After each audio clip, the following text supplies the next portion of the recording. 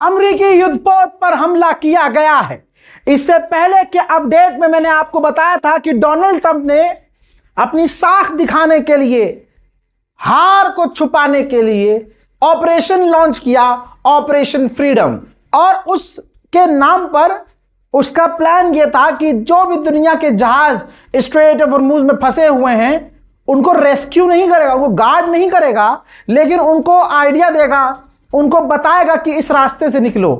अब वो चाहे जैसे भी निकले।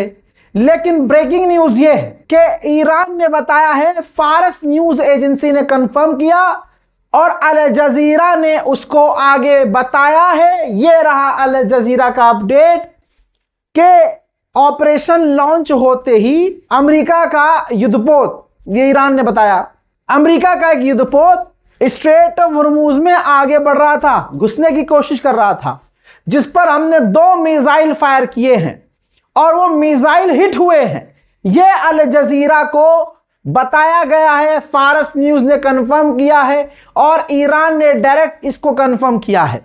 तो आप समझ सकते हैं कि इतने लंबे समय गैप के बाद भी अगर ईरान के खिलाफ अमेरिका ने चू करी है तो ईरान ने चा कर दिया है और मिसाइल हिट हुई है।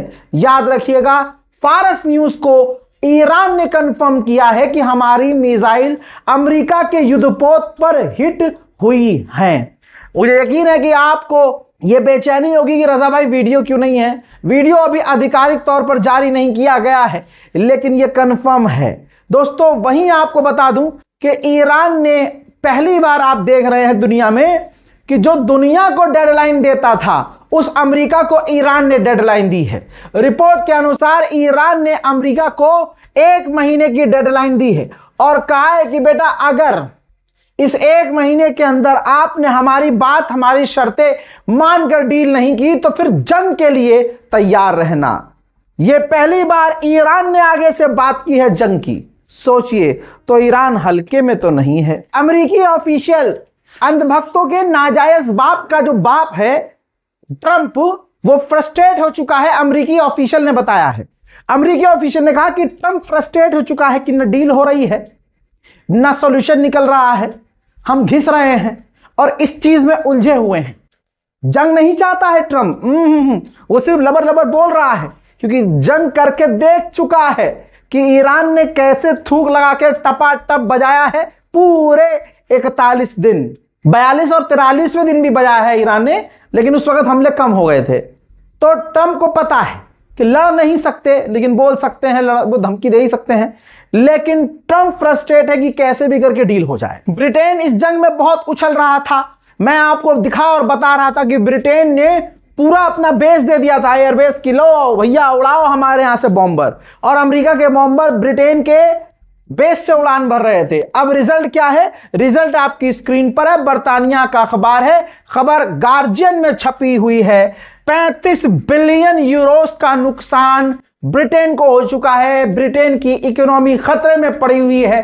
गैस, ईंधन, सब कुछ बहुत मुश्किल से उसको मिल रहा है और बेरोजगारी भी तेजी से बढ़ रही है। अमेरिका के डेमोक्रेट्स जो हैं डोनाल्ड ट्रंप के ऊपर बड़ा केस कर देंगे अगर ईरान पर दोबारा हमला किया बिना कांग्रेस की परमिशन से।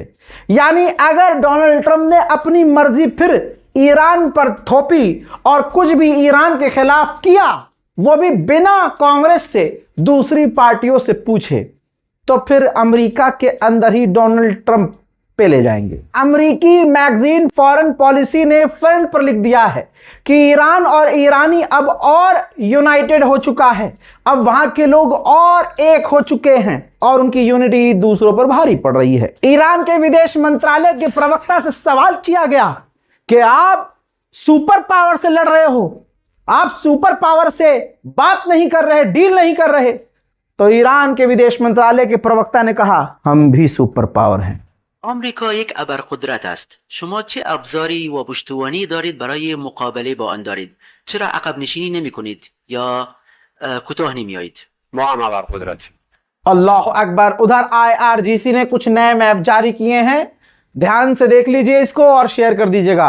IRGC ने स्ट्रेट ऑफ हॉर्मुज के लिए नए मैप, नए रूट, नए रास्ते का मैप जारी कर दिया है दुनिया के लिए कि दुनिया के जो जहाज आ रहे हैं या स्ट्रेट हॉर्मूज क्रॉस कर रहे हैं वो तमाम इन रास्तों को फॉलो करके क्रॉस करें, वरना छेदे जाएंगे। अमेरिका का क्विंसी इंस्टीट्यूट है, उसने लिखा है, ये देख लीजिए, कि ईरान ने अमेरिका का डिल्यूजन खत्म कर दिया है। अमेरिका जो सोचता था कि अमेरिका की फौज चाइना की फौज से ज्यादा ताकतवर है, बीच में ईरान ने पीट कर अमेरिकी फौज को अमेरिका का भरम तोड़ दिया है। आप फैसला करो, अगर गू नहीं खाते पेशाब नहीं पीते तो आपको अच्छे से समझ में आ जाएगा कि सुपर पावर है कौन। बताइए, हम सोचते थे कि 56 इंच वाला महामानव महानेता है, लेकिन असलियत में महामानव महानेता तो ट्रंप था, क्योंकि हमारे वाले ने तो उसे नमस्ते डोनाल्ड ट्रंप किया था, उसके आगे नतमस्तक सारी दुनिया रही। लेकिन उसी आदमी को पूरी दुनिया के सामने जलील और रुसवा करने वाला ईरान रहा। अब आखिरी हथियार इज्जत बचाने के लिए ट्रंप के पास यह हथियार था कि वो बैरिकेड कर दे स्ट्रेट ऑफ हॉर्मूज को। जी हमने भी बंद कर दिया है, हमने भी स्ट्रेट ऑफ हॉर्मूज को बंद करके रखा है। ये रही रिपोर्ट।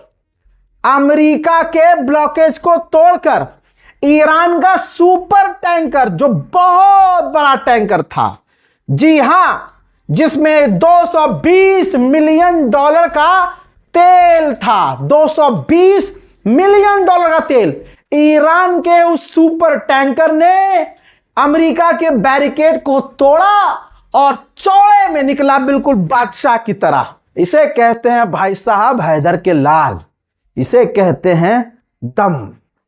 अमेरिका के बैरिकेड को तोड़ दिया। अरे भाई गुलाबी सुअर, ये कौन सा तेरा बैरिकेड है भाई? ट्रंप कानून में फंसा हुआ है। अमेरिका का कानून है कि राष्ट्रपति को अपने दूसरी पार्टी को, सामने वाली पार्टी को तमाम सच्चाई बतानी होगी। तो ट्रंप का ये लेटर है। ट्रंप ने कांग्रेस को बताया है कि ईरान से जंग खत्म हो चुकी है, लेकिन अभी भी हमें खतरा है। हम जीत तो गए हैं, लेकिन ईरान का खतरा हमारे सामने मौजूद है। अब मुझे बताइए, जो आदमी खुद कह रहा है, अभी कह रहा था कि हमने खामनाई को कत्ल कर दिया, रिजीम खत्म कर दी, ये कर दिया, वो कर दिया, ईरान की नेवी मिटा दी, ईरान की फौज मिटा दी, ईरान की जमीन को हमने हिला दिया, हमने ईरान के न्यूक्लियर को तबाह कर दिया, उसके यूरेनियम को बर्बाद कर दिया।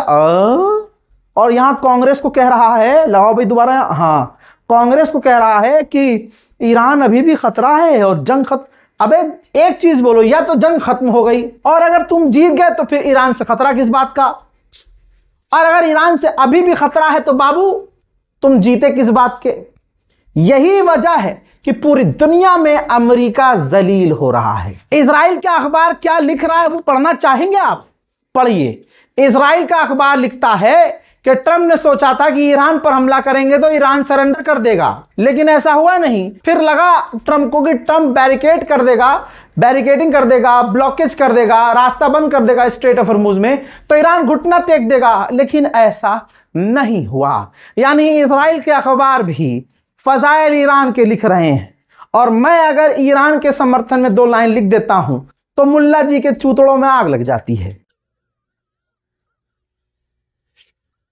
हजरात, जब जंग चल रही थी तो मेरे खुद के मित्र, मेरे खुद के दोस्त यार जो दुबई में शिफ्ट हो रहे थे, दुबई में काम कर रहे हैं, दुबई में पैसा लगा रहे थे।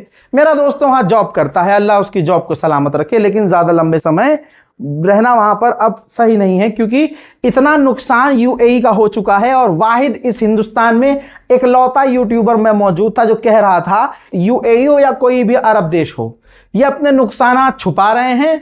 अभी हाल फिलहाल पैनिक ना हो इसलिए अपने फंड से, सरकारी फंड से कंपनियों को पैसा दे रहे हैं, एम्प्लॉय को सैलरी दो, अपना संभालो, बिजनेस टूटने मत दो। लेकिन कब तक पैसा देगी भाई सरकार अपनी जेब से? नहीं हो सकता। लीजिए, एक बार फिर से आपके इस छोटे भाई की बात हकीकत में तब्दील हो रही है। लीजिए, यूएई में जो बड़े बड़े बिजनेसमैन है ना, बड़े बड़े, ब्लूमबर्ग की रिपोर्ट है, कोई झुटला नहीं सकता भाई, वो बड़े बड़े बिजनेसमैन अपना पैसा यूएई से निकालकर, दुबई से निकालकर, ठीक, सिंगापुर और दूसरी जगह शिफ्ट कर रहे हैं, क्योंकि दिख गया है कि अगले 10-15 सालों तक अब यूएई का बिजनेस ग्रो, अब लोग कह रहे हैं, मेरा ही दोस्त कह रहा था, अरे यही तो प्रॉपर्टी खरीदने का टाइम है भाई, यूएई में खरीदो, किसी बात को मत मानो मेरी, खरीद लो, लगाओ पैसा, डूबेगा। हम कह रहे हैं ना, जो रजाग्राफी के देखने वाले लोग हैं वो इस बात पर यकीन करते हैं कि उन्होंने रिकॉर्ड देखा है कि जो हमने कहा है वो हुआ है। हवाई बात नहीं करते हैं। आप मेरे दोस्त यार हैं, आप मेरा परिवार है, मैं नहीं चाहता किसी मुसलमान का नुकसान हो, लेकिन यूएई में ये सच में हो रहा है कि टॉप के बिजनेसमैन, उनके पास क्या स्ट्रेटेजी नहीं है, उनके पास एक्सपर्ट नहीं है क्या, उनके पास नौकर चाकर, उनके एम्प्लॉय नहीं है क्या, उनकी स्ट्रेटेजी नहीं है?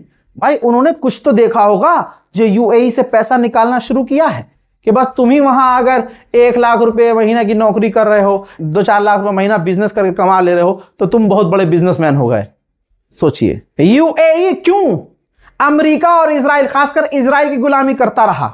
इस जंग में हमने देखा था कि यूएई के पुलिस इंस्पेक्टर, हेडक्वार्टर से ऑफिशियल्स के द्वारा सीधा सीधा इजराइल को सपोर्ट किया जा रहा था और कहा जा रहा था कि हम इजराइल का साथ देंगे। उसका एक और खुलासा हुआ है, यह रही रिपोर्ट। भाई खुलासा यह हुआ है कि सिर्फ फौज नहीं, इजराइल ने अपने आयरन डोम ही नहीं बल्कि लेजर डिफेंस सिस्टम, यूएई के अंदर इजराइल ने अपने लेजर एयर डिफेंस सिस्टम भी तैनात किए हुए थे। अल्लाह अकबर। तो बताओ गुलामी क्यों ना यूएई करे। लेकिन कमाल की बात तो यही है मुन्ना कि पूरी दुनिया की सबसे बड़ी ताकत अपने लेजर हथियार, अपने आयरन डोम, अपना एरो 3, अपने तमाम डिफेंस सिस्टम यूएई में तैनात किए हुए थे। लेकिन ईरान ने बजाया, ईरान ने सबको बजाया और ऐसा बजाया कि रिकॉर्ड है कि यूएई के जमीन पर ईरान ने सबसे ज्यादा हमला किया। क्लियर कर दूं, जमीन यूएई की वो जो यूएई ने किराए पर अमेरिका को दी हुई थी। यही है बौखलाहट यूएई की। उधर जर्मनी से 5000 अमेरिकी फौजियों को अमेरिका निकाल रहा है। इस अमेरिका और ईरान की जंग ने, ईरान ने ऐसे करतब दिखाए हैं कि तमाम इस so called super power America की स्ट्रेटजी चेंज हो रही है। मेरे दोस्तों आईआरजीसी का बयान थोड़ा फारसी में है, ये देख लीजिए। आईआरजीसी ने कहा है कि स्ट्रेट ऑफ हॉर्मुज और पर्शियन गल्फ हमारे कंट्रोल में है और हमारे सुप्रीम लीडर के ही हुक्म से चलेगा और चल रहा है। वर्ल्ड वॉर 2 के बाद आप देखो ईरान किसे कहते हैं। हाँ, ईरान समझो बेटा, ईरान तुम्हें समझ में नहीं आएगा। वो मुल्ला जिसने बचपन से सिर्फ एक समुदाय से नफरत करना सिखाया है, उसे ईरान कहां समझ में आएगा, क्योंकि पीछे से मामला ही खराब था।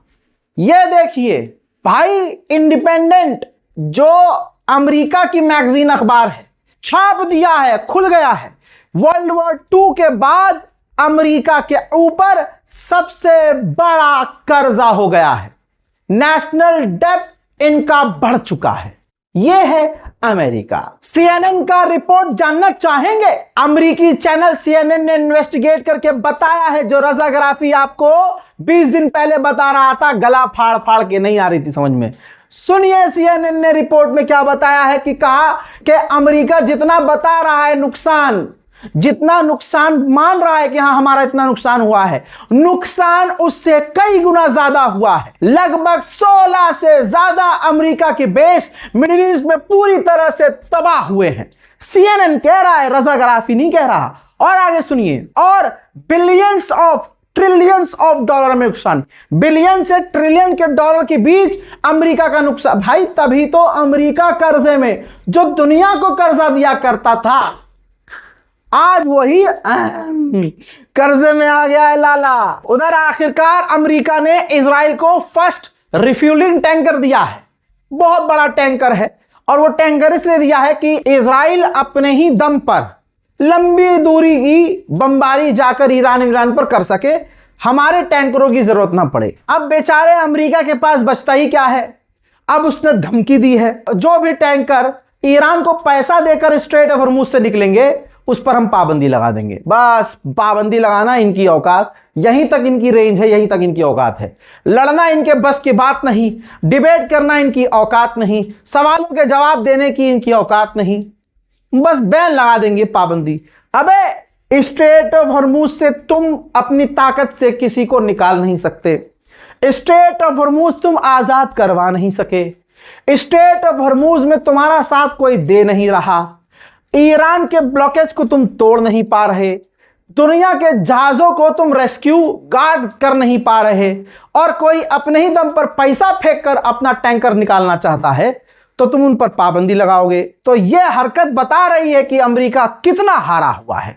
फिलहाल के इस रिपोर्ट में इतना ही। जय हिंद।